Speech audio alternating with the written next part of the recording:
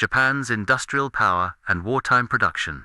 Behind every powerful army lies a strong industrial engine, and Japan understood this better than most nations of the early 20th century. While Japan was smaller and had fewer natural resources compared to giants like the United States or the Soviet Union, it built a wartime industry that was efficient, ambitious, and shockingly effective. Japan's rise began decades before World War II.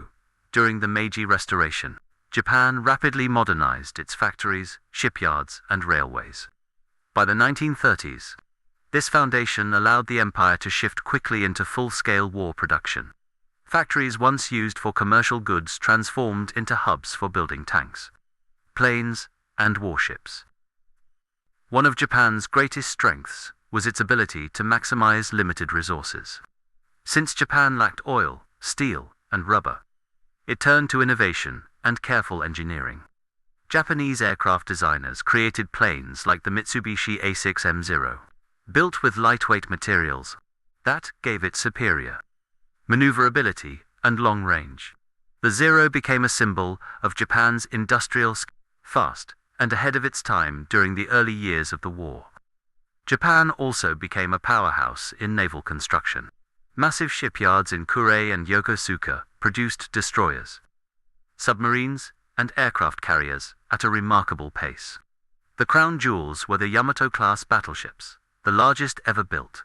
These ships were engineering marvels, anachronisms in some ways, but proof of Japan's industrial ambition. Yet, industry wasn't just about machines.